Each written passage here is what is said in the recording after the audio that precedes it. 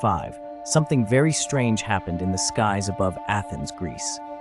A passenger plane was flying at about 10,000 meters high, but it wasn't answering any calls from air traffic control. For more than 2 hours, no one on the plane spoke to the towers on the ground. People started to wonder if it was a hijacking or a terrorist attack. The Greek Air Force sent 2 F-16 fighter jets to check. When the jets got close, they saw something terrifying. Inside the plane, all the passengers were sitting completely still, wearing their oxygen masks, but not moving at all. The cockpit was empty.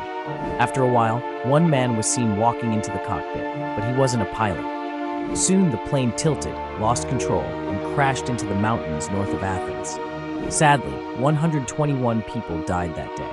That morning, the plane had taken off from Larnaca, Cyprus, carrying 115 passengers and 6 crew members. Many were going on holiday to Prague, with a stop in Athens. The pilots were very experienced, and the plane was only 7 years old, so everything seemed normal. But soon after takeoff, something went very wrong. At about 12,000 feet, a loud alarm started ringing inside the cockpit. The pilots thought it was a takeoff warning, something that usually happens on the ground, not in the air. They didn't realize it was actually warning them about cabin pressure. The night before, an engineer had tested the plane's pressurization system, the system that makes sure there's enough oxygen in the cabin when flying high. But after the test, he forgot to switch it back to auto mode. Because of this, as the plane climbed higher, the air inside became thinner and thinner.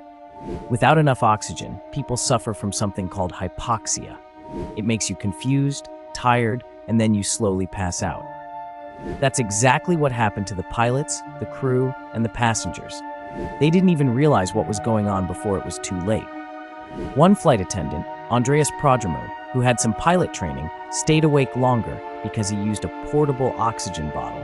When he saw everyone else unconscious, he went into the cockpit and tried to save the plane. The fighter jet pilots even saw him sitting in the captain's seat, trying to control things.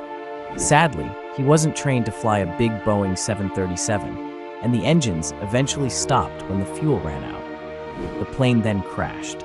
After this tragedy, the aviation world made big changes. Airlines improved training for pilots so they could better understand warning alarms, and new safety checks were added. Because of this, a disaster like Helios Flight 52 has never happened again. Even though it's a very sad story, it also reminds us how important safety, teamwork, and paying attention to small details can be. Sometimes, even a tiny mistake, like forgetting to flip a switch, can change everything. But what made this tragedy even more haunting was the silence that followed. For more than 2 hours, Helios Flight 522 drifted across the skies, guided only by autopilot, while the world below had no idea what was happening inside. Families waited at the Athens airport, watching the clock, expecting their loved ones to walk through the arrival gates. Instead, news broke that the plane had vanished from radar, leaving behind only confusion and fear. Investigators later pieced together the final moments from the cockpit voice recorder. The faint sound of alarms, the heavy breathing of Andreas Prodromou as he fought desperately to regain control, and then silence. The chilling reminder of how close he came to saving everyone. If only there had been a few more minutes of oxygen, if only the warning alarm had been recognized for what it truly was, history might have been different. The wreckage scattered across the mountains became a grim symbol, not just of human error, but of how fragile life can be when technology and human judgment fail to align. Families in Cyprus and Greece mourned not only the loss of loved ones, but also the way they were lost, trapped in a skybound tomb, powerless against the slow and invisible enemy of hypoxia. This disaster sparked more than just technical changes in aviation. It raised deep questions about human perception, awareness, and the thin line between life and death at high altitudes. Pilots were retrained to recognize hypoxia symptoms in themselves, so they would never mistake confusion for calmness again. Engineers were reminded that in aviation, no detail is too small to matter, and passengers, though unaware at the time, became part of a legacy that made future flights safer for millions. Even now, aviation experts sometimes refer to Helios Flight 52 as the ghost plane. For hours, it floated above Europe, carrying souls who could no longer speak, their silence echoing across the skies.